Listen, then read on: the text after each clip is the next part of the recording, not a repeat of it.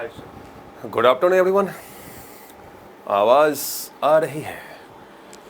सो आइए, कल हम लोगों ने फॉरेस्ट एंड ग्रासलैंड का टॉपिक देखा था अच्छा खासा, जहाँ से कोई भी अगर क्वेश्चन बनता है तो बिल्कुल उम्मीद है कि आप आराम से क्वेश्चंस बना पाएंगे विद कंसेप्ट विद फैक्ट्स। आज आपको लेकर चल रहा हूँ सॉइल का टॉपिक होगा, मिट्टी मृदा का टॉपिक आज हम लोग देखेंगे। ठीक है, सो आइए आज की क्लास को स्टार्ट करते हैं। एक हेडिंग रहेगा, ये आज ब्लू हो गया, इसको थोड़ा सा वाइट कर लें।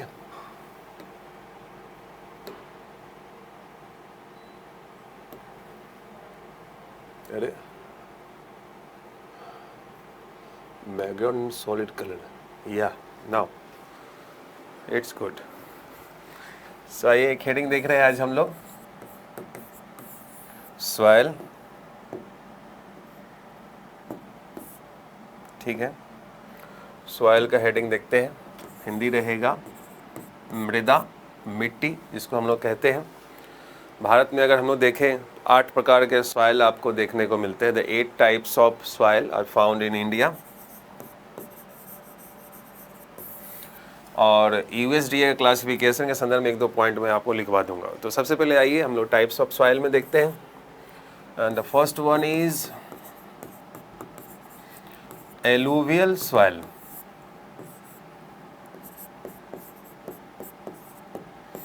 एलुवियल सॉइल, जलोढ़ मृदा। ठीक है, यह एलुवियल सॉइल, जलोढ़ मृदा हम लोग हेडिंग करेंगे।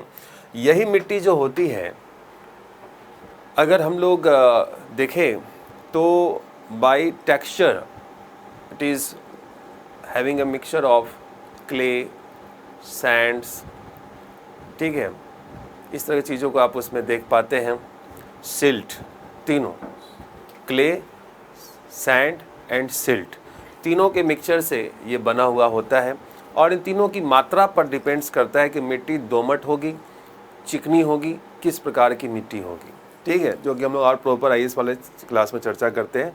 तो जलोढ़ मृदा की अभी हम लोग चर्चा करने वाले हैं। यही मिट्टी होती है दोमट मिट्टी, भी ध्यान में रखना है। ठीक है, अभी जो आ रहे हैं सबसे पहले कि ये कैसे इसका फॉर्मेशन होता है, क्या इनके बारे में कुछ और विशेषताओं को जानना है।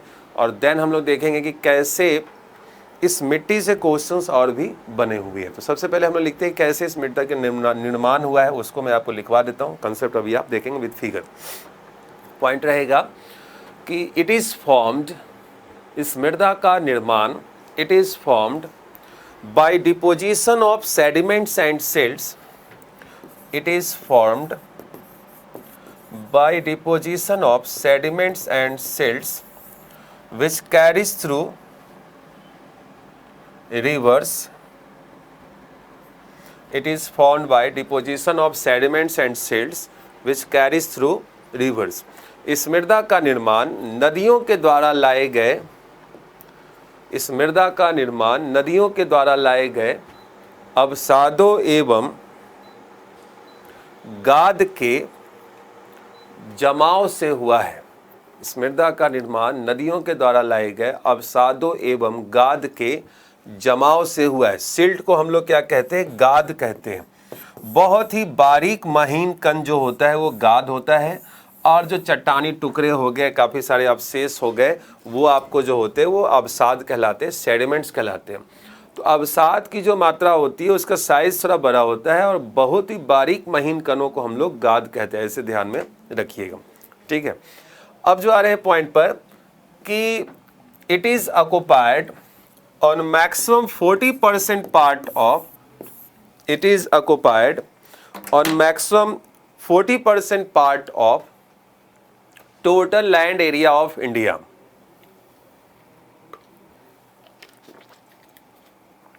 It is occupied on maximum 40% part of total land area of India.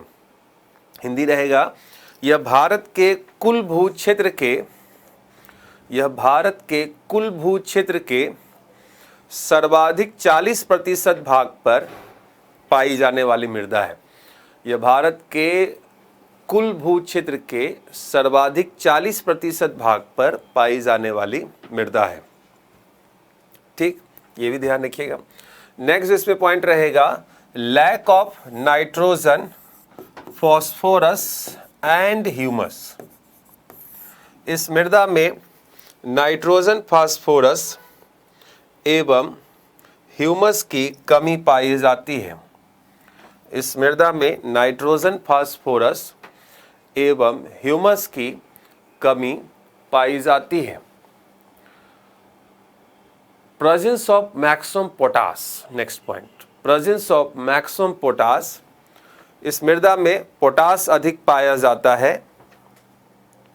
Presence of maximum potash, इस मृदा में पोटास अधिक पाया जाता है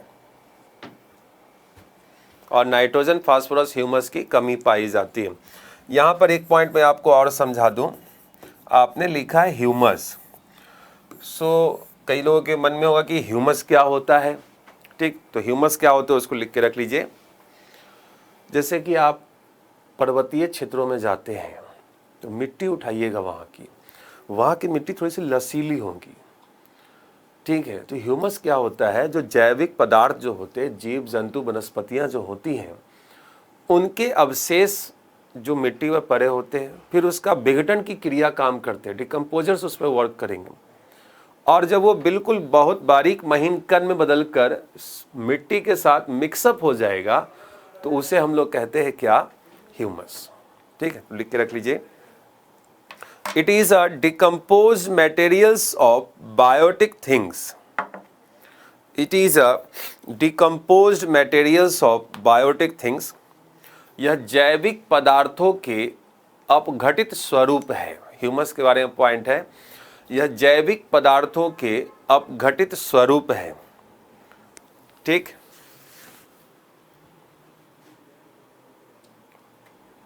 ध्यान दीजिएगा। भारत में केवल 2 ही सॉइल है जिनमें पोटास पाया जाता है। एक अभी आपने दिखाया है एलुवियल सॉइल, दूसरा जो रहेगा ब्लैक सॉइल। जस्ट इसके बाद हम लोग चर्चा करने जा रहे हैं। आइए अब आते हैं जरा से इसका फॉर्मेशन मैं आपको दिखाऊं और कैसे कैसे क्या चीज़ों को देखिए।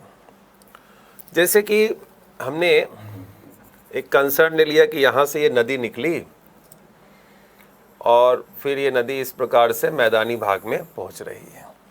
देखिए जरा से ध्यान दीजिएगा, ये है आपका हिल्स रीजन। यहाँ पर बड़े आकार के चट्टानी टुकड़े आपको देखने को मिल रहे हैं। इन भागों में बड़े आकार के चट्टानी टुकड़े आप देख रहे हैं। ठीक, जैसे जैसे आप यहाँ पर जाएंगे तो यहाँ पर छोटे छोटे आकार के चट्टानी टुकड़े आपके सामने में हैं।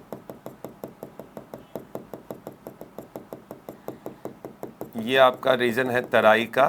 देखिए मैं आपको दिखा रहा हूँ, यहाँ पर छोटे छोटे आकार के चट्टानी टुकड़े आपके सामने में हैं।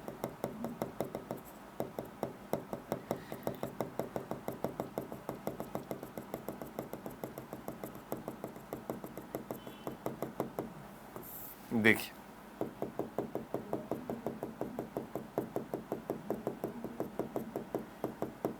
ऐसा। क्वेश्चन कैसे बनेंगे यहाँ से देखिए, एक नदी है जो कि हिल्स के रीजन से निकली और ये जो भाग है ये इसका हो गया कौन सा, फुट हिल्स, और ये जो भाग है ये है प्लेन्स। और आगे जाके नदी क्या हो जाएगी, तो डिवीज़न हो जाएंगे नदी के इस प्रकार से। ये बनेगा क्या, तो डेल्टा। अब आपकी जानकारी में है कि जलोढ़ मृदा जो होगा वो नदियों के द्वारा लाए गए अवसादों एवं गाद के निर्माण से होता है।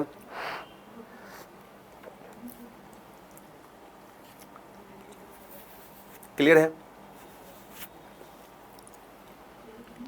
देखिए होगा क्या, ये है पहाड़ी क्षेत्र पहला नंबर,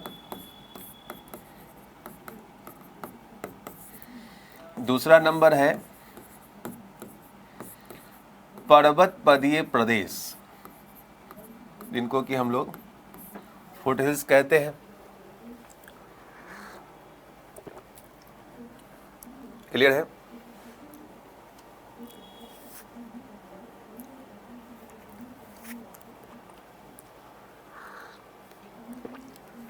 ध्यान दीजिएगा, जो पहला रीजन है वही है आपका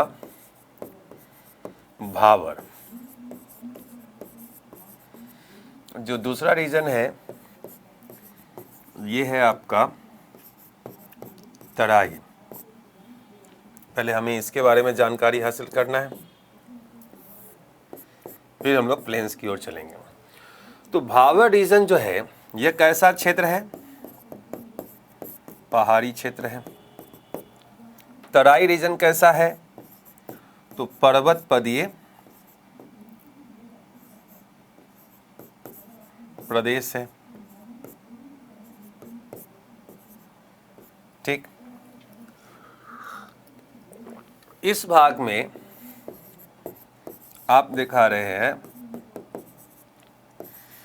लार्जर साइज ऑफ बोल्डर्स,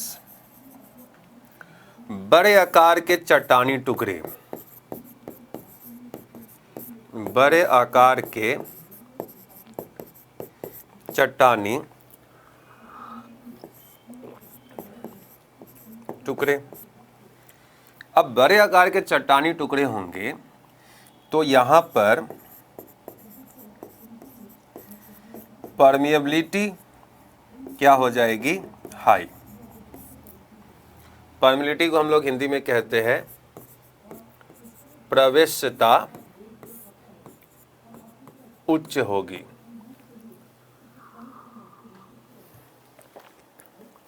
ठीक है, प्रवेश्यता क्या होगी? तो उच्च होगी। ठीक है, परमिएबिलिटी हाई है। अब देखिए जैसा कंसेप्ट, ये नदी का जल। अब जैसे ही नदी का जल जो आ रहा है तो ये नदी का जल निचले भाग से होकर क्या होगा? प्रवाहित होगा। अब जैसा कंसेप्ट देखिएगा, जैसे कि यह इस प्रकार से बड़े आकार के चट्टानी टुकड़े हैं। ठीक है, और यहां से होकर अगर नदी फ्लो करेगी तो नदी का जल जो है ऊपर बहुत ही कम निचले भाग में गहराई के साथ प्रवेश कर जाएगा। तो इसकी परमिएबिलिटी जो हो गई हाई हो गई। नदी नीचे की ओर, क्योंकि ऐसे अगर बड़े बड़े टुकड़े में गैप ज़्यादा होगा, गैप ज़्यादा तो नदी का जल रिस कर नीचे। तो यहाँ पर क्या हो गया? प्रवेश्यता अधिक है। प्रवेश्यता अधिक है तो नदी का जल जो है नीचे से होकर प्रवाहित हो रहा होता है। आप चले जाइए ऋषिकेश मनाली की तरफ में, तो नदी मुश्किल से 2-2.5 फीट गहरी आपको देखने को मिलेगी बस, और बड़े बड़े चट्टानी टुकड़े होते हैं। तो क्या नदी में बस वही 2.5 फीट का जल है? नहीं, नदी का जल जो है नीचे से होकर प्रवाहित हो रहा है। तो यहाँ पर एक पॉइंट और हम लोग ऐड करेंगे, rivers flows through lower layer of this region. Rivers flows through lower layer of this region. नदियां इस क्षेत्र के निचले भाग से होकर प्रवाहित होती हैं। नदियां इस क्षेत्र के निचले भाग से होकर प्रवाहित होती है। देखिए ध्यान दीजिएगा, नदी ग्लेशियर से निकली है, अभी ये ऋषिकेश और इसके ऊपर की अवस्था है। एग्जाम्पल के तौर पे अगर गंगा नदी को हम लोग देखें, ये रीजन होता है कौन सा? भावर। भावर कैसा क्षेत्र होता है? पहाड़ी। पहाड़ी क्षेत्र जो है वहाँ पर बड़े आकार के चट्टानी टुकड़े होंगे। ऐसी स्थिति में प्रवेश्यता क्या होगी? हाई होगी, अधिक होगी। सो नदी निचले क्षेत्र से होकर प्रवाहित होती है। और एक पॉइंट और मेंशन कीजिए, somewhere reverse can disappears over the earth surface. Somewhere reverse can disappears over the earth surface. कुछ स्थानों पर नदियां लगभग विलुप्त हो जाती हैं। कुछ स्थानों पर नदियां लगभग विलुप्त हो जाती हैं। ठीक है, ये आपका पॉइंट किसके बारे में? भावर के बारे में। नाउ कम टू द तराई। अब देखिए कि अब ये नदी का जल तराई रीजन में आया, तो तराई रीजन में नदी का जल क्या है? ऊपर की ओर आ जाएगा। अब ये नदी ऊपर की ओर आ जाएगी। क्योंकि देखिए छोटे छोटे आकार के जैसे ही टुकड़े होंगे, अब जैसे हम लोग बना दिए कि यहाँ पर छोटे छोटे टुकड़े हैं, तो जब छोटे छोटे टुकड़े होंगे तो इनके बीच में गैप कम हो गया ना। अब जब गैप कम हो गया और छोटे छोटे टुकड़े यहाँ पर है इस प्रकार से, तो आप देखेंगे कि नदी का जल क्या हो गया, इसके ऊपर आ गया। अब जैसे आप हरिद्वार की तरफ जाते हैं तो नदी का डेप्थ बढ़ना शुरू हो जाता है। यहाँ पे 6 फीट गहराई हो चुकी है, 7 फीट गहराई हो चुकी है। जैसे जैसे आगे जाएंगे नदी की गहराई क्या होगी, बढ़ेगी। तो ये आपका तराई का रीजन है, पर्वत परीय प्रदेश है। और यहाँ पर आप दिखा रहे हैं पहला पॉइंट, छोटे आकार के चट्टानी टुकड़े, smaller size of rock particles. इस भाग में प्रवेशता क्या हो गई, कम। अब प्रवेशता जैसे ही कम हो जाएगी तो नदियां सतह पर पुनः प्रकट हो जाती। इस भाग में नदियां विलुप्त हो गई थी, इस भाग में नदियां सतह पर पुनः प्रकट हो जाएगी। तो आप लिख के रखेंगे, rivers reemerge over earth surface in this region. Rivers reemerge over earth surface in this region. इस क्षेत्र में नदियां सतह पर पुनः प्रकट हो जाती है। ये भी लिख के रख लीजिए, इस क्षेत्र में नदियां सतह पर पुनः प्रकट हो जाती है। क्यों? क्योंकि छोटे आकार के चट्टानी टुकड़े हैं, प्रवेशता होती है कम। ये रीजन एग्जाम्पल अगर देंगे तो एग्जाम्पल आपके सामने में हो जाएगा, ये ऋषिकेश का और ये हरिद्वार का। और अब हम लोग हरिद्वार के बाद आगे जब बढ़ेंगे तो मैदानी इलाका शुरू हो जाएगा। गंगा नदी का संदर्भ एक एग्जाम्पल के तौर पे मैं आपको दिखा रहा हूँ। ठीक, यहाँ तक क्लियर है? कौन सा भाग भाबर है, कौन सा भाग तराई है? ये हिल्स है, ये फुट हिल्स है। यहाँ बड़े आकार के चट्टानी टुकड़े, छोटे आकार के चट्टानी टुकड़े। प्रवेशता अधिक है, प्रवेशता कम है। नदियाँ निचले भाग से होकर प्रवाहित होंगी, सतह पर विलुप्त हो जाती है कई स्थानों पर, यहाँ पर पुनः प्रकट हो जाती है। और ये रीजन होता है मलेरिया के प्रकोप से प्रभावित। ध्यान रखिएगा, तराई रीजन में चूंकि जल अचानक से सरफेस पे आया और बिखर जाता है, तो बिखर जाएगा तो उस भाग में मलेरिया का प्रकोप, मलेरिया संक्रमण क्षेत्र भी आपको देखने को मिलेगा। ध्यान दीजिएगा उससे। ठीक है, तराई रीजन में। सो आइए आगे की ओर अब हम लोग मूव करते हैं।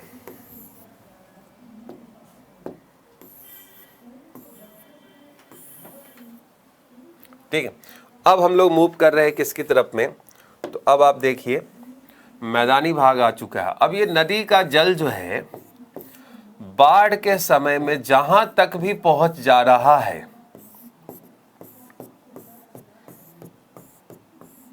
देखिए ये जो रीजन आपने दिखाया, ये पूरा जो क्षेत्र है इसे हम लोग कहते हैं खादर।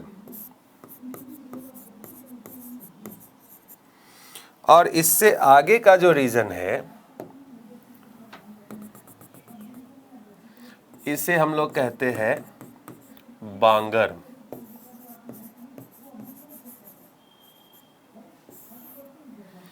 तो ये दोनों नदी के द्वारा ही बनाया गया हुआ है। ये पूरा क्षेत्र जो अगर हम लोग देखें तो ये पूरा क्षेत्र नदी का ही द्वारा बनाया गया हुआ है, पूरा जलोढ़ मिट्टी ही है। लेकिन एक ऐसा क्षेत्र जहां पे नदी के बाढ़ का जल पहुंच जा रहा है, अब नदी के बाढ़ का जल पहुंच जाएगा तो एक नई मृदा का निर्माण हो, नया निक्षेपण हो जाएगा। तो इसी को हम लोग कहते हैं न्यू एलुवियल सॉइल। हिंदी हो जाता है इसका नवीन जलोढ़ मृदा। देखिए नवीन जलोढ़ मृदा, न्यू एलुवियल सॉइल का फॉर्मेशन हो गया। और ये रीजन कौन सा है, तो खादर।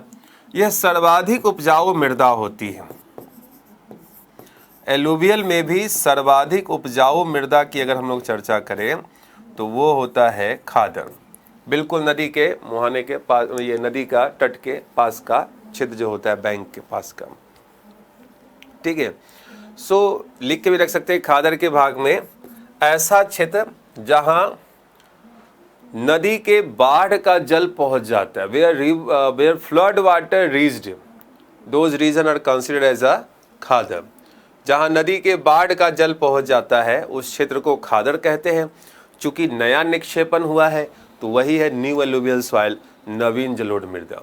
और इसके आगे का क्षेत्र जो कि बना तो नदी के द्वारा ही है, लेकिन अब वहाँ पर नया निक्षेपण नहीं हो रहा है, तो इसे हम लोग कहते हैं ओल्ड एलुवियल सॉइल, पुरानी जलोढ़ मृदा। इसे हम लोग कहते हैं पुरानी जलोढ़ मृदा। ठीक है, ये भी ध्यान में रखिएगा, इसे हम लोग कहते हैं पुरानी जलोढ़ मृदा। तो ये हमने अभी एलुवियल सॉइल के संदर्भ में भाबर, तराई, बांगर और खादर के क्षेत्र को आपको दिखाया, जिनसे कि क्वेश्चन बन जाते हैं। फिर इसके आगे तो डेल्टा का क्षेत्र हो जाएगा। भारत में ये मृदा जो है कहाँ पाई जाएंगी, अब अगर हम लोग इसकी चर्चा करें कि भारत में ये मृदा कहाँ पाई जाएंगी, तो वो भी हम लोग देख लेते हैं जरा। ठीक है, इसके पॉइंट लिख लेंगे।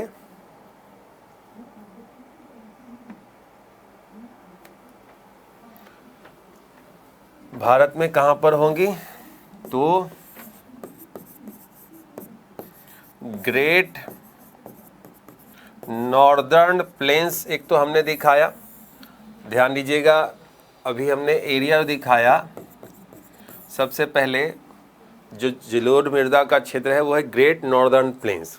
ध्यान दीजिएगा, इस ग्रेट नॉर्दर्न प्लेन्स में शामिल होता है इंडस, गंगा एंड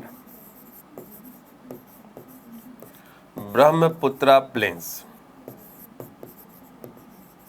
ये किस में शामिल हुआ है, ग्रेट नॉर्दर्न प्लेन्स में। उत्तर का विशाल मैदान जहां पर जलोढ़ मिट्टी पाई जाती है, किन नदियों के द्वारा बनाया गया है, सिंधु, गंगा एवं ब्रह्मपुत्र के मैदानी भाग के रूप में देखने को मिलता है और इन्हीं नदियों के द्वारा बनाया गया हुआ है। बट अगर कभी क्वेश्चन में, देखिए यहाँ पे मैं क्वेश्चन ही बना रहा हूं, एक तो एरिया हो गया पूरा, इसके साथ साथ आप क्या जोड़ देंगे, कोस्टल एरिया, तटीय क्षेत्रों में भी ऐसी मिट्टी आपको देखने को मिलती है। अब यहां पर दो क्वेश्चन और क्या बनेगा वो जरा सा आइए। क्वेश्चन अगर बनता है कि भारत में जो विशाल मैदानी भाग है वो किन नदियों का बनाया हुआ है, तो सिंधु नदी का मैदानी भाग तो पाकिस्तान में है। तो भारत में अगर प्रॉपर पूछा जाएगा तो ध्यान रखिएगा, आपका आंसर होना चाहिए सतलज, गंगा, ब्रह्मपुत्र का मैदानी भाग।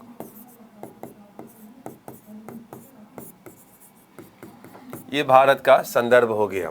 देन एक पॉइंट और कि कभी जो क्वेश्चन बने कि ग्रेट नॉर्दर्न प्लेन्स का फॉर्मेशन कब हुआ है, तो प्लीस्टोसीन पीरियड में। ठीक है, उत्तर के विशाल मैदान का निर्माण प्लीस्टोसीन अवधि में हुआ है। उत्तर के विशाल मैदान का निर्माण प्लीस्टोसीन अवधि में हुआ। जैसे आपने हिमालय पढ़ा था, हिमालय का निर्माण टर्सरी एरा में हुआ। टर्सरी में इयोसिन, ओलिगोसिन में ग्रेटर, मायोसिन में मिडिल, प्लायोसिन में शिवालिक, ये है प्लीस्टोसीन। सो उसके डिवीजन होते हैं पैलियोसिन, इयोसिन, ओलिगोसिन, मायोसिन, प्लायोसिन के बाद प्लीस्टोसीन। तो सबसे अंत में सबसे नवीन संरचना अगर कभी बने कि वैश्विक स्तर पर पूरे पृथ्वी की सबसे नवीन संरचना कौन सी है, जो सबसे बाद में बनी है, वो है great northern plains of Indian सब कॉन्टिनेंट। सब कॉन्टिनेंट इसलिए क्योंकि भारत के साथ पाकिस्तान और बांग्लादेश भी जुड़ा हुआ है। ठीक है, चीज़ों को इस तरह से आपको ध्यान में रखने की ज़रूरत है, तो इसको लिख के रख लीजिए तेजी से।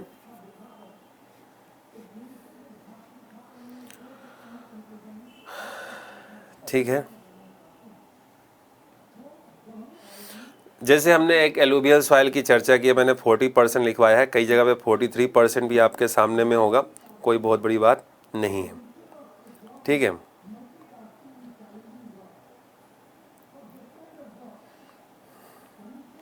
ठीक है, कई जगहों पे 27% लिखा मिल जाएगा, तो कोई बहुत बड़ी चीज़ नहीं होती है। ठीक, तो और ये टेक्सचर जो इसके होते हैं, कैसे टेक्सचर होते हैं, तो सैंडी टू सिल्टी क्लेम ऐसे कर सकते हैं, sandy to silty to clay, ये सब आ जाएंगे। सैंड, सिल्ट, क्ले मैंने आपको बताया ही था। ठीक है, इन भागों में कौन सी फसल उपजाई जाती है? So all kind of crops can be grow और कल्टिवेटेड इन दिस रीजन। हर प्रकार के फसलों का उत्पादन यहाँ पर आपको देखने को मिलता है। सब प्रकार की फसल आप यहाँ पर उपजा सकते हैं। ठीक है, तो ये हमने कुछ एलुवियल सॉइल के बारे में आपके साथ में अभी चर्चा किया है। अब जो हम लोग मूव करेंगे, अच्छा एक पॉइंट यहीं पर मैं और लिख दूं आपको, तो वो हो सकता है बाई, लिख ही देता हूं मैं, by USDA classification, United states of department of agriculture, United states for department of agriculture की वर्गीकरण के द्वारा जलोढ़ मृदा को हम लोग क्या कहते हैं? इंसेप्टिसॉल कहा जाता है।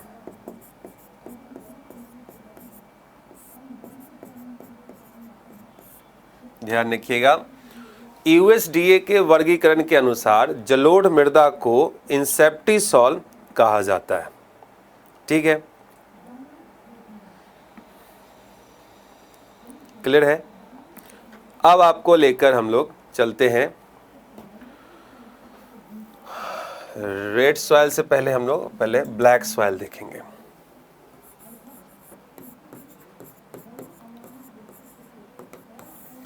ब्लैक सॉइल, अब ब्लैक सॉइल की बात करें तो इसे ही हम लोग कॉटन सॉइल भी कहते हैं, और इसी को हम लोग एक और नाम क्या कहते हैं महाराष्ट्र में? रेगुड़। ठीक है, तो ये ही आपको कपासी मृदा भी है, यही आपको रेगुड़ मृदा भी है, रेगुड़ सॉइल भी है। सो ब्लैक सॉइल, काली मृदा, जिसका हिंदी है काली मृदा, काली मृदा को ही हम लोग क्या कहते हैं? कपासी मृदा कहते हैं, और रेगुड़ मृदा भी कहते हैं। रेगुड़ आता है क्वेश्चन ये। देखिए इस मिट्टी का निर्माण कैसे हुआ है, तो मैंने दक्कन का पठारी क्षेत्र आपको करवाया था, दक्कन का पठार, कि कैसे बासाल्टिक लावा के डिपोजिशन होने से दक्कन के पठार का निर्माण हुआ। ठीक है, अगर ध्यान में आ रहा हो आपको, देखिए ये एक दक्कन का पठार का निर्माण हम लोग अगर दिखा देते, जिसे बीच में क्रैक पड़ गया, और क्रैक पड़कर ये क्या हो रहा है, तो ये लावा बाहर की ओर आया और इस प्रकार से ठंडा होकर जम गया, एक पठार नुमा आकृति बन गई। ठीक है, अब पठार नुमा आकृति बन गई, लेटर ऑन जो ये भाग है, चूंकि ये जो था लावा कौन सा था? बासाल्टिक लावा था, और इस बासाल्टिक लावा पर अब जो प्रक्रिया होगी वो होगी अपर्दन एवं अपक्षय की क्रिया, जिसको कि हम लोग बोलते हैं इरोजन एंड वेदरिंग। ठीक है, वेदरिंग। तो इस प्रक्रिया से यह भाग टूट फूट करके बारीक महीन कण में बदल जाएगा। अब चूंकि बासाल्टिक लावा था, बासाल्टिक लावा में फेरोमैग्नीशियम की मात्रा होती, so it is darker in colour. ये कलर कैसा हो जाएगा? डार्क कलर हो जाएगा, और इसी से क्या बनेगा आपका? Black soil. ठीक है, तो इसको मैं सेंटेंस में लिखवा देता हूं, सेंटेंस को जरा सा लिख लीजिए। It is formed by erosion and weathering process. It is formed by erosion and weathering process occurs over basaltic lava, occurs over basaltic lava deposited in Deccan Plateau region, deposited in Deccan Plateau region। ठीक है, हिंदी लिख लेंगे इसका कि इस मृदा का निर्माण दक्कन के पठारी क्षेत्र में, इस मृदा का निर्माण दक्कन के पठारी क्षेत्र में निक्षेपित, दक्कन के पठारी क्षेत्र में निक्षेपित बसाल्टिक लावा के ऊपर, बसाल्टिक लावा के ऊपर अपर्दन एवं अपक्षय की प्रक्रिया के द्वारा हुआ। बसाल्टिक लावा के ऊपर अपर्दन एवं अपक्षय की प्रक्रिया के द्वारा हुआ है। क्लियर है? देखिए, जो डेनोटेशन प्रोसेस जो मैंने आपको दिखाया है, ये एक प्रक्रिया होती है, क्योंकि हमने दोनों प्रक्रियाएं दिखाई हैं, अपर्दन एवं अपक्षय। सो जब अपर्दन और अपक्षय की प्रक्रिया दोनों एक साथ सम्मिलित रूप से होती है, तो इस प्रक्रिया को हम लोग अनाच्छादन कहते हैं, डेनोटेशन कहते हैं। हो सकता है कभी क्वेश्चन ऐसा ही बन जाए कि by which process soil has formed, तो हो सकता है कि इरोजन वेदरिंग भी हो सकता है डायरेक्ट अनाच्छादन दे दें। तो इसलिए चीज़ों को जानना आपको जरूरी है। अनाच्छादन की प्रक्रिया में अपर्दन के साथ अपक्षय भी होता है। अगर मैं छोटा सा ब्रीफ कर दूं तो अपर्दन जो होता है पवन की क्रिया से हो सकता है, सागरीय जल की क्रिया से हो सकता है, नदी के द्वारा हो सकता है, वायु के द्वारा हो सकता है, ग्लेशियर के द्वारा, पेरी ग्लेशियर के द्वारा, सब प्रकार से अपर्दन की क्रिया होती है, घर्षण की क्रिया होने से। अपक्षय में क्या होता है? अपक्षय फिजिकल होता है, केमिकल होता है।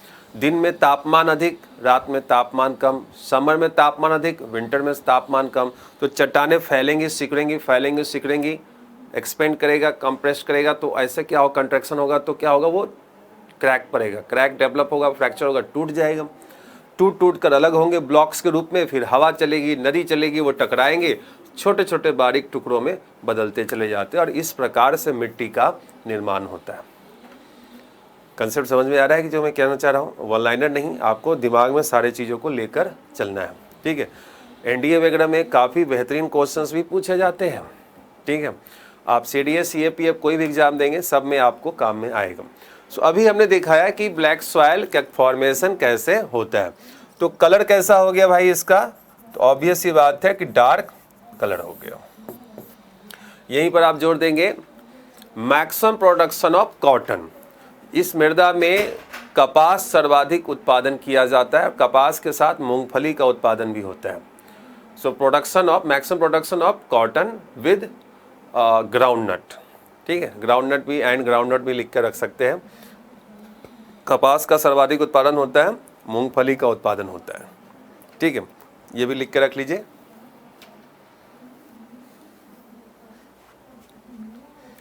देन आइए इसके पॉइंट पर।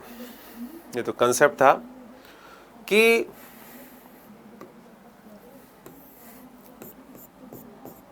कुछ पॉइंट लिख लेते हैं।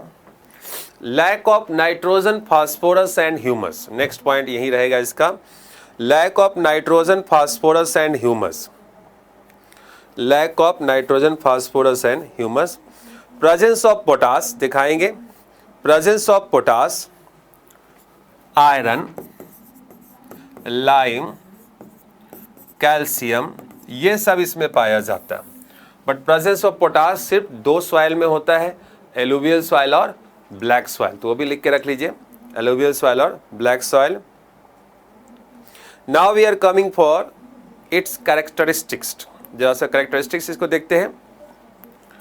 ठीक, अब जैसे ये मिट्टी है, अब इसमें इस तरह से क्रैक पड़ रहा है। ठीक है, क्रैक यहाँ पर पड़ जा रहा है, तो इस कारण से दरार पड़ गई, काफ़ी बड़े बड़े दरार पड़ गए, और फिर जब मानसूनी बारिश होगी तो वर्षा का जल काफ़ी गहराई तक प्रवेश कर जाता है। तो आपको एक क्वेश्चन बनता है, मैक्सिमम वाटर एब्जॉर्ब्ड सॉइल और सेल्फ प्लगिंग सॉइल, दोनों पॉइंट जोड़ दीजिए। सर्वाधिक जल अवशोषित करने वाली मृदा है, सर्वाधिक जल अवशोषित करने वाली मृदा है, और स्वतः जुताई की गई हुई मृदा है, स्वतः जुताई की गई हुई मृदा है। मतलब इसमें खेत तैयार करने की जरूरत नहीं पड़ती। जनरली हम लोग क्या करते हैं कि प्लगिंग करते हैं ट्रैक्टर से, बैल से, हाँ। तो यहाँ पर क्या है कि पहले जो मिट्टी है उसमें क्रैक पड़ेंगे तापमान के बढ़ने से, फिर वर्षा के होने से क्या हो जाएगा कि मिट्टी कुछ समय के लिए हल्की दलदली मृदा में बदलेगी, और देन ये सेल्फ प्लगिंग सॉइल में कन्वर्ट हो जाती है। तो क्वेश्चन बने, कौन सी मिट्टी सर्वाधिक जल अवशोषित करने वाली मृदा है, स्वतः जुताई की जाने वाली मृदा कौन कौन सी है, तो ये आपका पॉइंट यहाँ पर रहेगा। ठीक है, ये ध्यान में रखिएगा। क्लियर है यहाँ पे पॉइंट। रीजन कौन सा है, पूरा दक्कन सॉइल। ठीक है, ये मैच्योर सॉइल होती है, ध्यान रखना है। ये जो है डेवलप मृदा में भी इसको हम लोग लेते हैं, मैच्योर सॉइल आप दिखा सकते हैं इसको, जबकि एलुवियल सॉइल जो है वो मैच्योर नहीं होती है। एलुवियल सॉइल जो होती है वो मैच्योर नहीं होती है, अंडर डेवलप होती है, ध्यान रखिएगा। अविकसित मृदा होती है वो। ठीक है, वो अविकसित मृदा होती है। एलुवियल सॉइल अजोनल मृदा होती है, अक्षेत्रीय मृदा होती है। ये सब क्षेत्रीय मृदा है, जोनल सॉइल है। दो प्रकार के सॉइल भी अगर हम लोग ऐसे देख ले, थोड़ा सा और अगर लेवल देख ले आप, तो जोनल सॉइल और अजोनल सॉइल।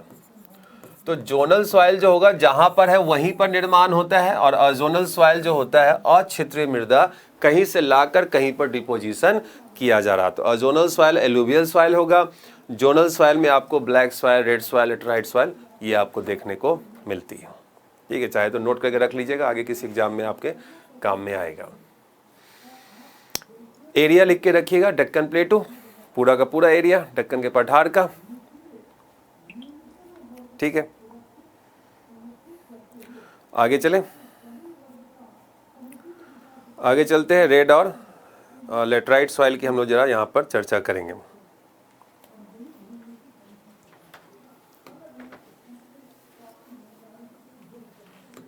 देखिए, अब जो हम लोग टॉपिक पे आ रहे हैं, रेड सॉइल, लाल मृदा। लाल मृदा के निर्माण के लिए कंडीशन जरा सा सबसे पहले तो देखते हैं।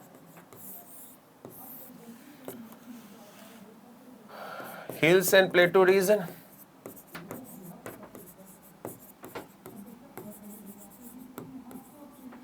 पहाड़ी एवं पठारी क्षेत्र होने चाहिए। Granite and gneiss type rock हो, ग्रेनाइट एवं नीस प्रकार की चट्टान हो।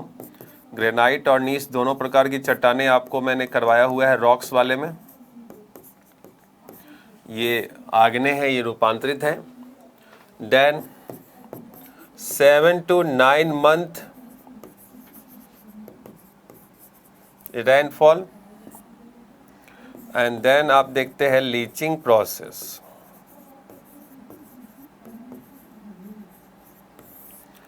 लीचिंग प्रोसेस को हम लोग निक्षालन या अपक्षालन की प्रक्रिया भी लिखकर रख सकते हैं।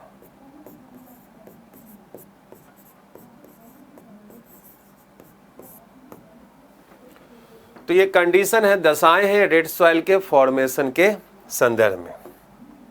देखिए,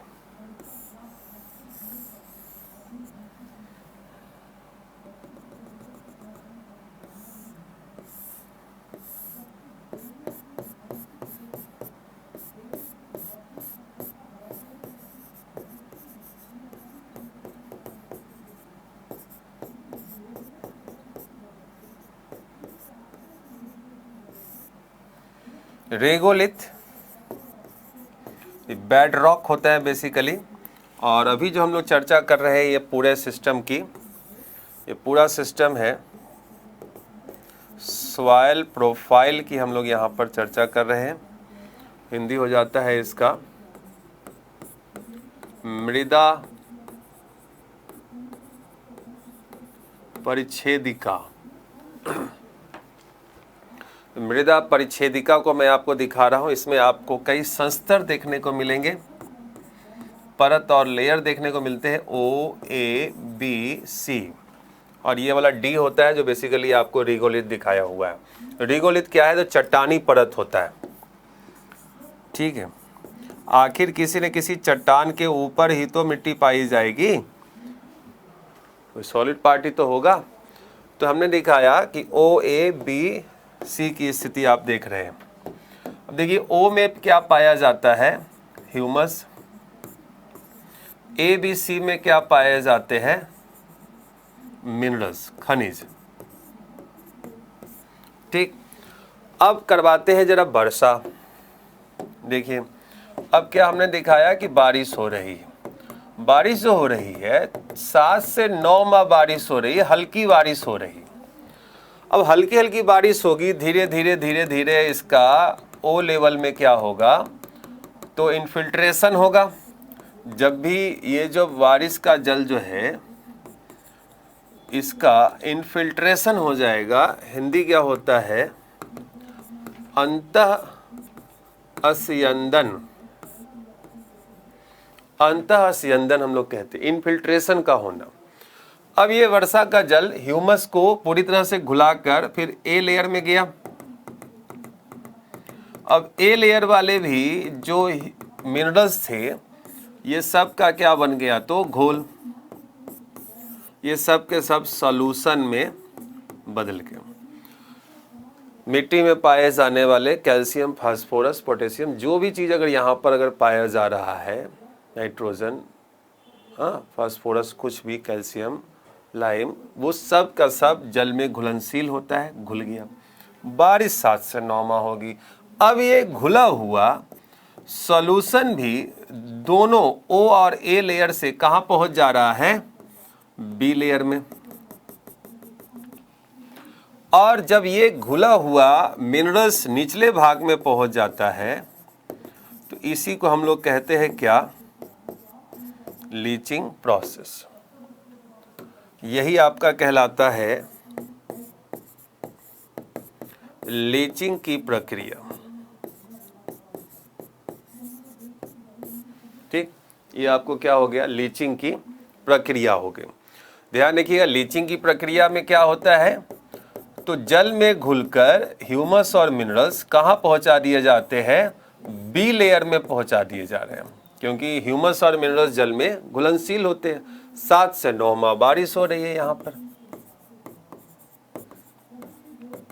बट ऐसा कौन सा मिनरल्स होगा जो जल में घुलनशील नहीं होगा? और वो होता है आयरन। अब देखिए आप जरा सा यहाँ पर कि आयरन की जो मात्रा है, अब आप देखिए कि यहाँ पर आयरन की मात्रा क्या हो गई? तो बढ़ गई। और ये जल के साथ रिएक्शन करके बनाएगा Fe2O3। ये होता है आयरन ऑक्साइड। और जैसे ही मिट्टी आयरन ऑक्साइड में बदलती है, यहाँ पर आयरन ऑक्साइड पाया जाता है, it will converted into what? Red soil, लाल मृदा। तो हमने यहाँ पर दिखाया कि कैसे एक चट्टानी परत के ऊपर में एक मृदाओं का मृदा संस्तर पाया जा रहा है। OABC लेयर पाए जाते हैं। O लेयर में ह्यूमस है, B लेयर में मिनरल्स मिलते हैं। वर्षा जब होगी तो वर्षा का जल का इन्फिल्ट्रेशन अंतः स्यंदन निचले भाग में होगा, और वर्षा के साथ घुलकर ये ह्यूमस और मिनरल्स कहाँ पहुँच जाते हैं? तो B लेयर में पहुँच जाते हैं। ऊपर बचता है आयरन, और आयरन जल के साथ रिएक्शन करके बनाता है आयरन के oxide, and then this soil will become a क्या? रेड सॉइल, क्योंकि लाल रंग की मिट्टी हो जाएगी। क्लियर है पॉइंट? यहाँ तक कंसेप्ट है, ध्यान रखिएगा, वन लाइनर नहीं है। कहाँ पर मिनरल्स की मात्रा अधिक हो गई? बी लेयर में। ये आया हुआ एक बार यूपीएससी का क्वेश्चन है। क्वेश्चन था किस संस्तर में खनिज सर्वाधिक पाए जाते हैं, नोट करके रख लीजिएगा, वो है आपका बी संस्तर, क्योंकि ऊपरी भाग से भी तो नीचे पहुंच गया ना ORA से। अब क्या ये मिट्टी उपजाऊ है? क्या ये मिट्टी उपजाऊ है? तो आंसर आपका होगा नो, इनफर्टाइल सॉइल, अनुपजाऊ मृदा है। Production of tea, coffee and dry fruits, अनुपजाऊ मृदा है। Production of tea, coffee and dry fruits, ये भी लिख लीजिए।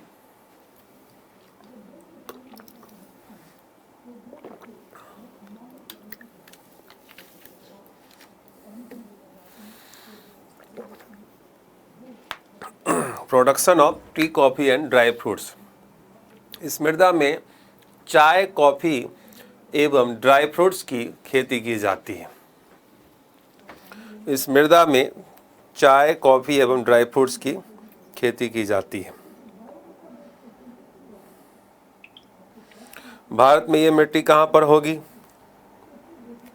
इस मिट्टी में आयरन, एल्युमिनियम अधिक पाया जाता है, ध्यान में रखिएगा। आयरन एंड एल्युमिनियम कहाँ पाई जाएगी, तो वो भी लिख के रख लीजिए।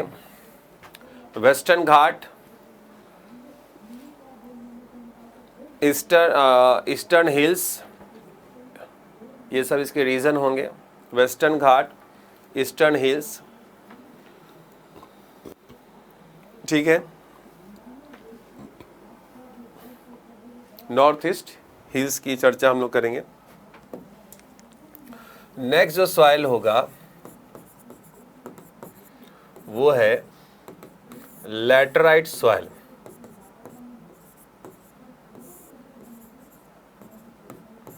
लैटराइट सॉइल, लैटराइट मृदा, ठीक। ये जो है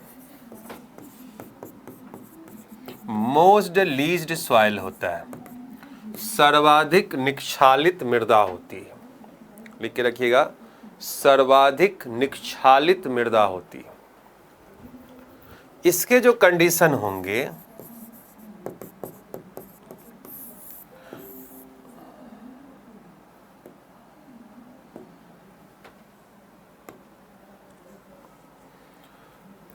वो क्या कंडीशन है? 3 to 4 month heavy rainfall, then 3 to 4 month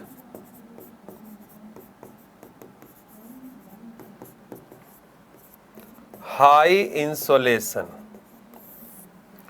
3 से 4 माह तीव्र वर्षा, ध्यान दीजिएगा, 3 से 4 माह तीव्र वर्षा और 3 से 4 माह तेज धूप, तेज सूर्यातप। बाकी दोनों चीजें सेम रहेंगी। ग्रेनाइट एंड नीस टाइप के रॉक्स होंगे, हिल्स एंड प्लेटू रीजन होगा, वो दोनों भी आप चाहे तो लिख के रख सकते हैं। हिल्स एंड प्लेटू रीजन पहाड़ी पठारी क्षेत्र है। ग्रेनाइट एवं नीस प्रकार की चट्टानें यहाँ पर देखने को मिलती हैं। ग्रेनाइट और नीस प्रकार की चट्टान, मतलब और भी प्रकार की चट्टानें होंगी, और ये दोनों मेन पॉइंट होंगे। और साथ में कौन हो जाएगा? Leaching process. मैंने पहले लिखा है सर्वाधिक निक्षालित मृदा है। यहां पर क्या होगा, कंसेप्ट जा देखिए, जो बारिश अगर हम लोग देखें तो 7 से 9 माह में हो रही थी, अब वो वर्षा इतनी तेज हो रही है कि वो बारिश अब आपके सामने में हो रही है 3 से 4 माह में। तो तेज बारिश हो रही है तो ज़्यादा मात्रा में घुलकर जल जो होगा नीचे की ओर जाएगा, और यहाँ से घुलकर वो सब का सब कहाँ पहुँच जाएगा? बी लेयर में, ठीक है। ये स्थिति बन जाएगी। तो यहाँ पर निक्षालन की क्रिया बहुत ज़्यादा होगी, इसलिए मैंने आपको बोला कि सर्वाधिक निक्षालित मृदा है। अब जरा सा कंसेप्ट को समझिएगा मैं क्या बोल रहा हूँ। 3 से 4 माह ही तो बारिश हुई है, बहुत तेज बारिश। अब बारिश रुक गई। अब आपकी जानकारी में एक पॉइंट यहाँ पर तब तक हो चुका है कि यहाँ पर किसके ऑक्साइड बन चुके हैं? Fe2O3 हो चुका है, और वर्षा रुक गई। तो वर्षा के रुक जाने से अब क्या हो रहा है, यहाँ पर तेज धूप निकल गया। अब इस तेज धूप से ये जो मिट्टी की जो ऊपरी परत है ये पूरी तरह से सूख कर कठोर हो जाएगी। It will become a hard rock. अगर सिंपली हम लोग देखें, हार्ड स्थिति बन जाएगी यहाँ पर, and it will become as hard as brick. It will become as hard as brick, और यह ईंट के समान कठोर मृदा में बदल जाती है। यह ईंट के समान कठोर मृदा में बदल जाती है। तो ऐसी मिट्टी को हम लोग क्या कहते हैं, लैटराइट सॉइल, लैटराइट मृदा। कंसेप्ट ध्यान रखिएगा जो मैं आपको बताया हूं, इस तरह से क्वेश्चंस पूछे जाते हैं। कौन सा रेड सॉइल होगा, कौन सा लैटराइट सॉइल होगा। अब जैसे मेघालय की बात करें, मेघालय में लैटराइट मृदा पाई जाएगी। पश्चिमी घाट में भी अधिक वर्षा होती है, सालों भर होती है, लेकिन 3-4 महीने बहुत ज़्यादा बारिश होती है, वहाँ भी लैटराइट मृदा भी होती है, रेड सॉइल भी होती है, दोनों मिलते हैं। जो भी आएगा आंसर रेड सॉइल ही और या फिर लैटराइट सॉइल ही होगा। आंसर आपका वेस्टर्न घाट होता है। ठीक है, तो यहाँ पर ध्यान दीजिएगा, ऐसी कौन सी मिट्टी है जो ईंट के समान कठोर मृदा में बदल जाती है। तो किस मिट्टी को ईंट के समान कठोर मृदा में हम लोग देख रहे हैं, तो लैटराइट मृदा को क्यों देख रहे हैं, क्योंकि ऊपर का भाग सूरज की रोशनी से बहुत ज़्यादा कठोर की स्थिति में हो जाएगा, क्योंकि यहाँ पर बारिश 3 से 4 माह ही होनी। ये रेड सॉइल का एरिया तो है नहीं बेसिकली। ठीक है, तो इसको भी आपको ध्यान में रखना है। ये भी कैसी मिट्टी है, इनफर्टाइल सॉइल है, अनुपजाऊ मृदा है। दिखाएंगे, इनफर्टाइल सॉइल है, अनुपजाऊ मृदा है। देन अनुपजाऊ मृदा है।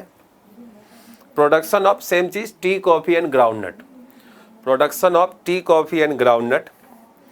इस मृदा में किसकी किसकी खेती होगी, T, coffee and groundnut, sorry T, coffee and dry fruits, cashew nuts जो होते हैं।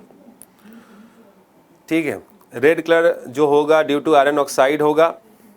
जितने भी ऊपरी भाग के लाइम सिल्का होते हैं सब लीच्ड होकर नीचे की ओर चले जाएंगे।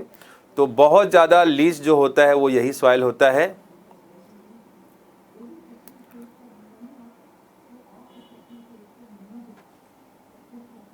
इन भागों में ह्यूमस कंटेंट भी आपको बहुत ही रेयरेस्ट पाए जाएंगे। ठीक है, ध्यान रखिएगा।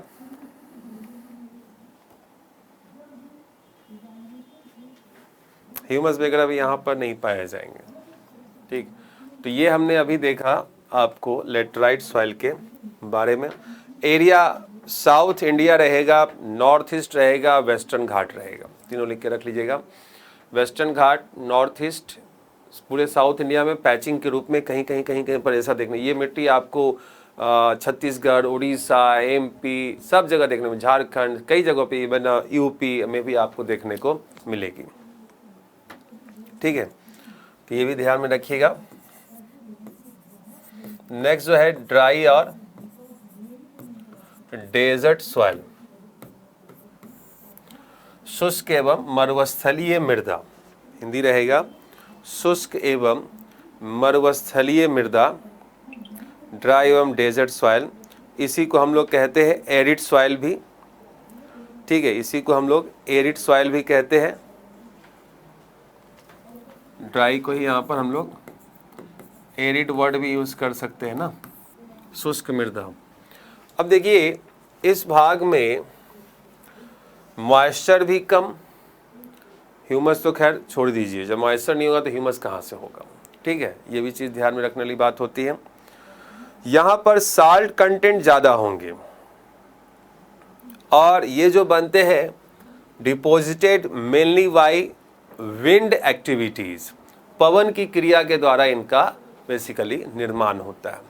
देखिए डेजर्ट सॉइल में कैसे सलाइन स्थिति बनती है, जरा देखिए। यहाँ पर हमने देखा है ओ लेयर तो होना नहीं है क्योंकि ह्यूमस होगा नहीं, ABC, ये तो आपका हो गया रिगोलिथ पहले की तरह। अब ये ड्राई रीजन है, सूरज की किरणें यहाँ पहुँच रही है, ऊपरी भाग है ड्राई, शुष्क। तो निचले भाग में क्या होता है कि कुछ नमी पाई जाती है, निचले भाग में मॉइस्चर होता है, ऊपर का मॉइस्चर तो सूख गया। तो होना क्या है कि नीचे से ऊपर की ओर अब देखेंगे मॉइस्चर के साथ घुलकर कैल्शियम सोडियम के आयंस मूव करते हैं, जो कि यहाँ पहुँच जाएंगे ए और बी लेयर में। ठीक है, ये कहाँ पहुँच गया, ए और बी लेयर में क्या सोडियम और कैल्शियम ऐसा पहुँच गया। तो ये मिट्टी कैसी हो जाती है, सलाइन। ठीक है, ये मिट्टी क्षारीय मिट्टी और नमकीन मृदा में बदल जाती है। लूनी नदी का जल भी आप देखेंगे कि पहले मीठे पानी का है, बाद में वो खारे पानी को बदलता है जब इन भागों में पहुंचती है। अब ये पॉइंट ये है कि कौन सी प्रक्रिया है जिसके द्वारा ये घुलकर, नमी में घुलकर ये सोडियम कैल्शियम ऊपर की ओर जा रहे हैं। तो ये आपके सामने में होता है कैपिलरी एक्शन, केशिकत्व की क्रिया और केशिका क्रिया। ठीक है, केशिकत्व का क्रिया और केशिका क्रिया हम लोग यहाँ पर दिखा रहे हैं। ठीक, इन मिट्टियों में कैल्शियम कार्बोनेट की मात्रा अधिक हो जाती है। यहाँ पर नाइट्रोजन बिल्कुल मतलब बहुत ही कम होता है। फॉस्फेट की मात्रा थोड़ी बहुत होती है इसमें, अगर आप चाहे तो लिख के रख सकते हैं। नाइट्रोजन बिल्कुल नहीं मिलेगा ऑलमोस्ट, और फॉस्फेट थोड़ा बहुत आपको पाया जाएगा। टेक्सचर जो होंगे सैंडी होते हैं, ये भी ध्यान में रखने की ज़रूरत है।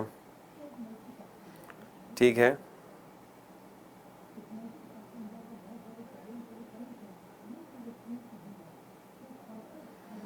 ठीक।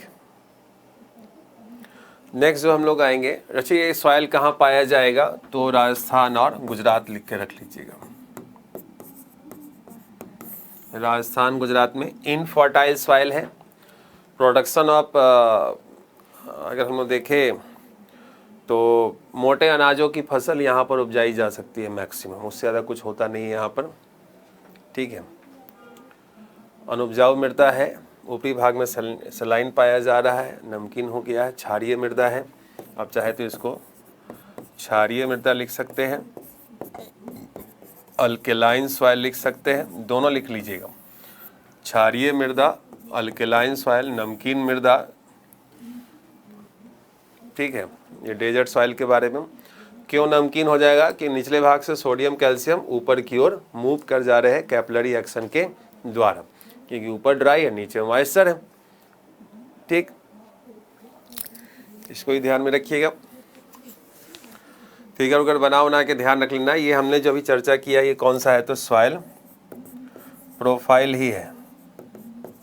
मृदा संस्तर, मृदा प्रच्छेदिका आपको दिखाया गया है। ठीक है, नेक्स्ट जो सवाल देखिए जरा सा, अब है पीट सॉइल, मार्सी सॉइल,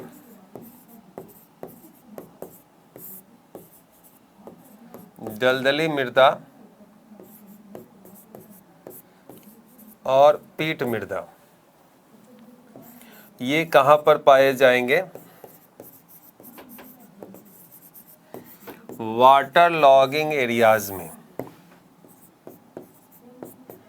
हिंदी है जल के जमाव वाले क्षेत्रों में। और ऐसे जमाव वाले क्षेत्र कहाँ कहाँ हो जाएंगे, तो डेल्टाई रीजन, रन ऑफ कच्छ और एक नाम और आपके सामने स्टेट वाइज हमने लिखा है केरला। तो पीट सॉइल, मार्सी सॉइल, यहाँ पर वेजिटेशन का ग्रोथ ज़्यादा नहीं हो पाएगा क्योंकि दलदली मृदा है। ठीक है, यहाँ पर मैंग्रोव वनस्पतियाँ जो मिलती है वो स्पेशल फीचर्स की, वो आप जान रहे हैं यहाँ पर।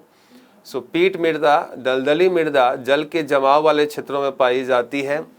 दलदली क्षेत्र ये डेल्टाई रीजन में पाई जाएंगी, कच्छ के रन में पाई जाती है। देन हम लोग देखें तो ये केरला एक अलग से आपको पॉइंट मैंने यहाँ पर दिखाया है, ठीक। ये भी अल्कलाइन सॉइल होता है, जहाँ भी बहुत ज़्यादा बारिश होती है, हाई ह्यूमिडिटी पाई जाती है, उन भागों में ये मिट्टी आपको पाई जाएगी। हाई रेनफॉल, हाई ह्यूमिडिटी दोनों ध्यान में रखिएगा। हाई रेनफॉल और high humidity,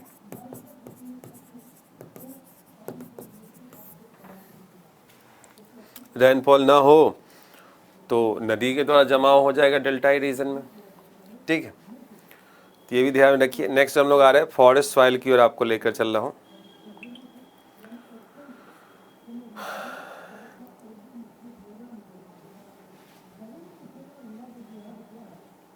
forest soil, mountain soil दोनों एक साथ लिख सकते हैं।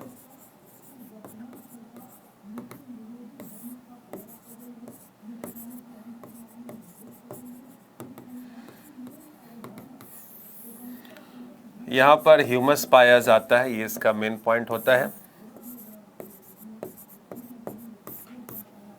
फॉरेस्ट सॉइल और माउंटेन सॉइल में ह्यूमस पाया जाता है, ध्यान रखिएगा।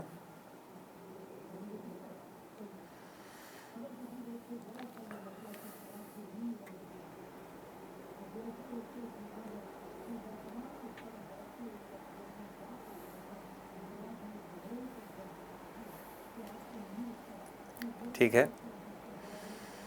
तो ये अभी हमने आपको दिखाया है सॉइल के बारे में, जो चीज़ें आपको ध्यान में रखनी है।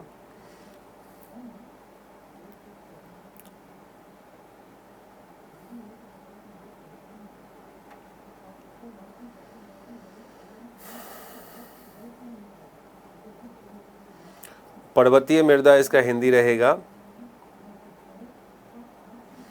और ये भी एसिडिक सॉइल हो जाता है, ये ध्यान रखिएगा, ठीक है। पर्वतीय मृदा एसिडिक सॉइल, अम्लीय मृदा हो जाती है, ह्यूमस पाया जाता है, ये इसके पॉइंट रहेंगे, ठीक है। तो यही सब है जो आपको ध्यान में रखना है। अगर हम लोग ये अगर बात करें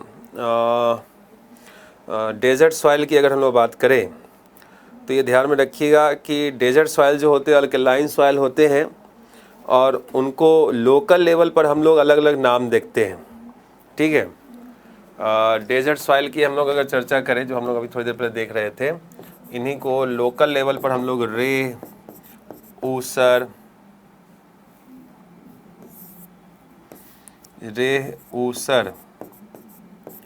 कल्लर, ये सब सॉइल कहते हैं। चोपेन, ठीक है, ये सब आपको सलाइन सॉइल होता है।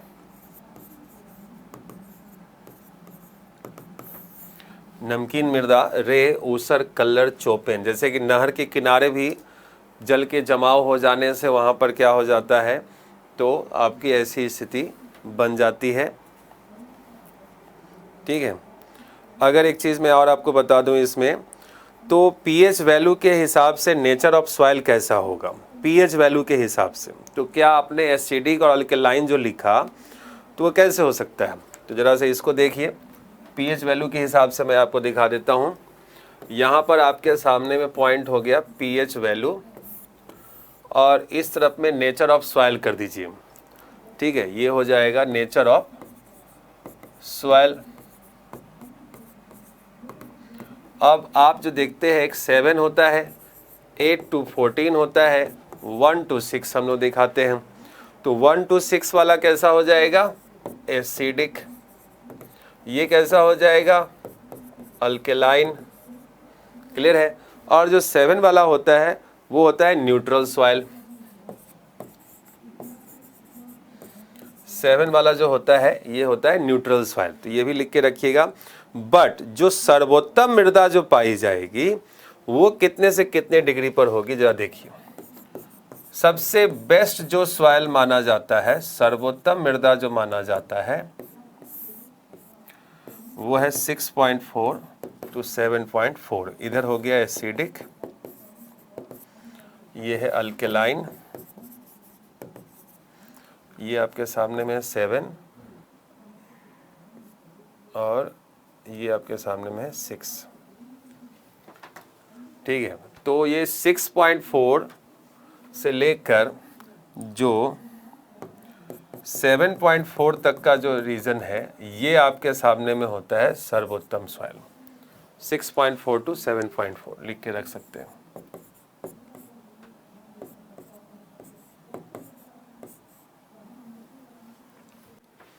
बेस्ट सॉइल अगर हम लोग बात करें तो सर्वोत्तम मृदा जो हो जाएंगी ये आपको ध्यान में रखना होगा।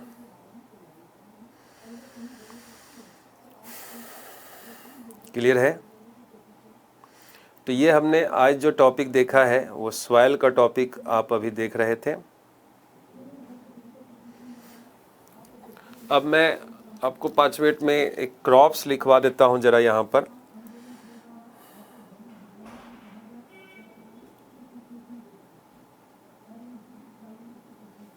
फसल 5 मिनट लिख के रख लेते हैं तेजी से। ये लिख लीजिएगा।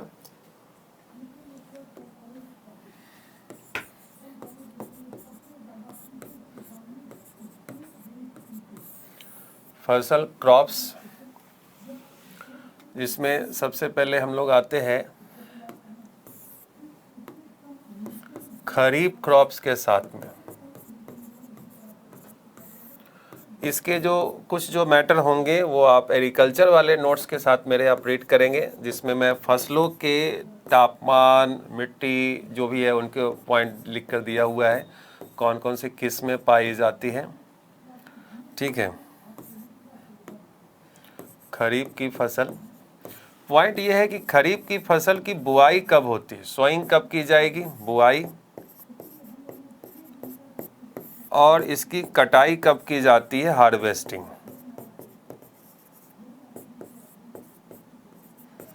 तो बुआई जो की जाती है ऑनसेट ऑफ मानसून जून जुलाई में, कटाई जो होती है इसकी अक्टूबर नवंबर में। अब अगर हम लोग खरीफ के फसल की बात करें तो टाइप्स जो इसमें आ जाते हैं उनको भी लिखकर यहाँ पर आपको रख लेने की ज़रूरत है। ठीक है, जिसमें कि अगर आप देखें तो राइस, जूट, ज्वार, मिलेट्स, बाजरा जिसको हम लोग कहते हैं, ज्वार, जूट, धान, पैडी जिसको हम लोग कहते हैं, राइस नहीं आया तो पैडी आ जाता है कई बार, धान और चावल जिसको हम लोग कहते हैं, देन कॉटन, ग्राउंडनट, ये हटाएंगे जरा सा ग्राउंडनट को। ठीक है, जो ठीक से लिख ले लीजिए, ग्राउंडनट, मूंगफली जिसको कहते हैं ना, ये है कपास, इसी में आप चाहे तो रागी भी लिख, नहीं रागी छोड़ दीजिए, यही लिख के रखिए, इतना काफ़ी है। ठीक है, सोयाबीन को भी इसी में आप डाल सकते हैं।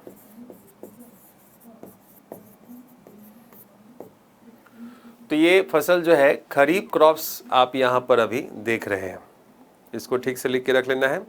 देन हम लोग जो आ रहे हैं रबी क्रॉप्स पर, ये था आपका खरीफ क्रॉप्स 1 नंबर। दूसरा जो है रबी क्रॉप्स, रबी की फसल। अब रबी की फसल की अगर बुआई हम लोग देखें और अगर कटाई देखें, हार्वेस्टिंग, तो ये जो हो जाएगा, बुआई जो हो जाती है इसकी अक्टूबर नवंबर, एक फसल कटेगा दूसरे की बुआई होगी, और जो हार्वेस्टिंग हो जाती है मार्च और अप्रैल। और इसकी बुआई के समय ध्यान रखिएगा, it requires irrigation facility, it requires irrigation facility. और इसमें कौन कौन से टाइप्स हो जाएंगे, तो टाइप्स आपको लिख कर रखना है, वीट, मेज, मस्टर्ड,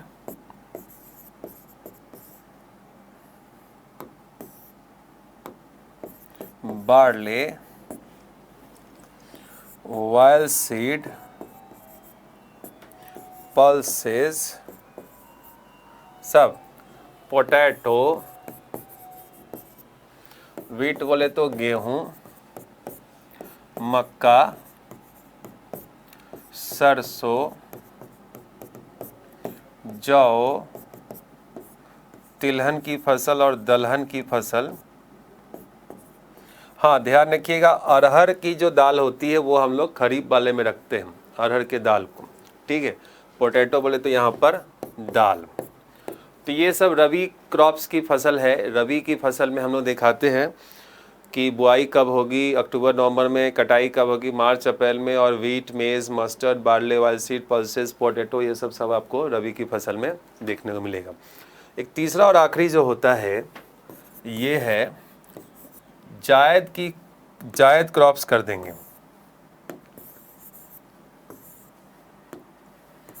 ये है जायद क्रॉप्स, जायद की फसल, ठीक। अब जायद क्रॉप्स की बुआई कब होगी, तो ये होती है मार्च अप्रैल में, अभी अब समय आ रहा है। और इसकी कटाई जो हो जाती है ये है मई जून में। इसमें जो फसल हो जाते हैं वो है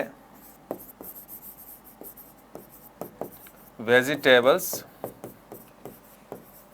फ्लावर्स, फ्रूट्स, ठीक है, ध्यान रखिएगा, वेजिटेबल्स, फ्लावर्स, फ्रूट्स।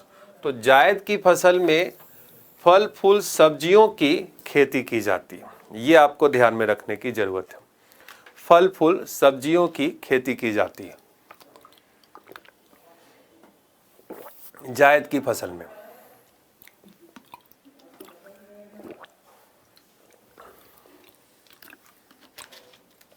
तो यही इतने पॉइंट्स है जो आपको ध्यान में रखने की ज़रूरत है, ठीक है।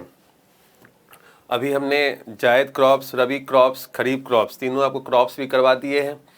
मिट्टी के बारे में कुछ पॉइंट आपको करवा ही दिया है, ड्राई सॉइल, डेजर्ट सॉइल जितने भी है, कैसे इन मृदा का निर्माण होता है, फुल हर चीज़ कंसेप्ट के साथ आपको बताया हुआ है। तो चीज़ों को थोड़ा ध्यान रखिएगा, इन सब चीज़ों को। और फिर नेक्स्ट क्लास में मोस्ट प्रोबेबली कल हम लोग जो टॉपिक एक रह रहा है एक फार्मिंग का, and then the climate of India, और फिर फैक्चुअल नोट्स के साथ में सारा जो भी लैब टॉपिक बच रहा है उसको मैं आपको कंप्लीट करवा दूंगा। तो मोस्ट प्रोबेबली 2-3 क्लासेस मेरी और बच रही हैं जिनको कि मैं आपको लेकर कंप्लीट करवा दूंगा, परेशान नहीं होना है। इस वीक में आपका कोर्स कंप्लीट हमारी तरफ से हो जाएगा। उसके बाद आपको सिर्फ सॉल्व पेपर लगाने हैं क्लास नोट्स पढ़ने के बाद और फैक्चुअल नोट्स पढ़ने के बाद। वर्ल्ड वाले कॉन्टिनेंट के भी टॉपिक कुछ मैं आपको करवा कर जाऊंगा। तो यहाँ तक ध्यान में रखिए, इसके आगे जो होगा फिर हम लोग नेक्स्ट क्लास में लेकर चलेंगे, चीज़ों को और हाईलाइट करेंगे, ठीक है। तो आज के लिए इतना ही, फिर आप लोगों से मुलाकात होती है, तब तक के लिए नमस्कार, धन्यवाद।